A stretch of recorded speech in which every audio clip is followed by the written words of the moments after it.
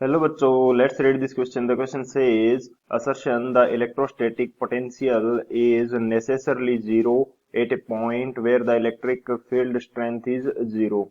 Reason: a charged particle in an electric field will move from higher potential energy region to lower potential energy region. Option first, both assertion and reason are correct, and reason is the correct explanation of assertion. Option second, both assertion and reason are correct, but reason is not the correct explanation of assertion. Option third, assertion is correct, but reason is incorrect. Option fourth, both assertion and reason are incorrect. तो इस question के अंदर हमसे क्या बोला गया है, assertion में बोल रखा है कि किसी पॉइंट के ऊपर जो पोटेंशियल है, इलेक्ट्रोस्टैटिक पोटेंशियल, वो आवश्यक रूप से जीरो होगा यदि वहां पे इलेक्ट्रिक फील्ड की स्ट्रेंथ जो है जीरो है। रीजन हमें क्या दे रखा है कि जो चार्ज पार्टिकल होता है वो हाई पोटेंशियल एनर्जी से लो पोटेंशियल एनर्जी के रीजन की तरफ मूव करता है इलेक्ट्रिक फील्ड के अंदर। तो बात करते हैं की कंसेप्ट की यदि बात की जाए इस क्वेश्चन के लिए, तो हम सबसे पहले तो डिस्कस कर लेते हैं कि जो इलेक्ट्रिक फील्ड इंटेंसिटी है ई एंड पोटेंशियल के अंदर क्या रिलेशन होता है।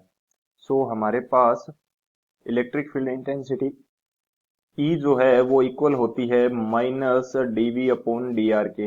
डीवी अपॉन डी आर हमारे पास क्या है, पोटेंशियल ग्रेडियंट है। पोटेंशियल ग्रेडियंट, ये हमारे पास क्या रहता है, पोटेंशियल ग्रेडियंट रहता है। एंड नेगेटिव साइन हमें शो कर रहा है कि जिस डायरेक्शन के अंदर हम इलेक्ट्रिक फील्ड इंटेंसिटी को मेजर कर रहे हैं उस डायरेक्शन के अंदर पोटेंशियल में ड्रॉप आ रहा है। ये हमारा फर्स्ट की कंसेप्ट हो जाएगा। इसी तरह यदि बात की जाए सेकंड की कंसेप्ट की, तो सेकंड की कंसेप्ट हमारे पास क्या होगा, हम देख लेते हैं। Force on A charged particle, force on A charged particle, कि एक चार्ज पार्टिकल को यदि इलेक्ट्रिक फील्ड के अंदर रखा जाता है तो कितना फोर्स इसके ऊपर अप्लाई होगा। मैं यहाँ पे बात कर लेता हूँ कि ये मेरे पास कोई इलेक्ट्रिक फील्ड है कुछ इस तरह से, एंड इसके अंदर यदि मैं पॉजिटिव चार्ज को रख देता हूँ, इलेक्ट्रिक फील्ड इंटेंसिटी कितनी है, ई। पॉजिटिव चार्ज प्लस क्यू को यदि मैंने इसके अंदर रखा तो इसके ऊपर फोर्स अप्लाई होगा in the direction of electric field. And यदि मैं नेगेटिव चार्ज रख देता हूँ तो इसके ऊपर फोर्स अप्लाई होता है in the opposite direction of electric field. And इस फोर्स का जो मैग्नीट्यूड होता है वो हमारे पास कितना होगा, ये होता है charge into electric field intensity के इक्वल। ये हमारे दो कंसेप्ट रहेंगे, इन दोनों की कंसेप्ट की हेल्प से इस क्वेश्चन को सॉल्व करते हैं। सॉल्यूशन की यदि बात करें तो हमें क्या बोल रखा है असर्शन स्टेटमेंट के अंदर कि जो किसी पॉइंट के ऊपर पोटेंशियल की वैल्यू आवश्यक रूप से जीरो होगी यदि वहां पे इलेक्ट्रिक फील्ड जीरो है। तो इलेक्ट्रिक फील्ड इंटेंसिटी हम किस प्रकार फाइंड आउट करते हैं, minus dV upon d r. यदि इलेक्ट्रिक फील्ड इंटेंसिटी जीरो है किसी पॉइंट के ऊपर, तो जो पोटेंशियल डिफरेंस डीवी है ये भी जीरो आएगा। डीवी जीरो होने का मतलब ये नहीं है कि वहां पे पोटेंशियल जीरो है। डीवी जीरो होने का मतलब है कि जो पोटेंशियल है उस पॉइंट का वो कांस्टेंट है, चेंज नहीं हो रहा है। उस सरफेस का पोटेंशियल बोल सकते हैं, या उन दोनों पॉइंट्स जो हमने डिफाइन करे हैं उनके बीच का पोटेंशियल डिफरेंस जीरो है, यानी कि उन दोनों का पोटेंशियल कांस्टेंट है, सेम है। सो v हमारा जीरो नहीं हो सकता। इसका कोई जीरो होने के लिए पर्टिकुलर आवश्यकता नहीं है कि जहां पे फील्ड जीरो है वहां पे पोटेंशियल भी जीरो ही होगा। असर्शन स्टेटमेंट तुम्हारा इनकरेक्ट हो जाएगा यहाँ से। रीजन हमें क्या दे रखा है कि जो इलेक्ट्रिक फील्ड है इसके अंदर चार्ज जो मूव करता है वो हाई पोटेंशियल एनर्जी से लो पोटेंशियल एनर्जी की तरफ मूव करता है। तो यहाँ पे हम शो करते हैं ये मेरा इलेक्ट्रिक फील्ड है।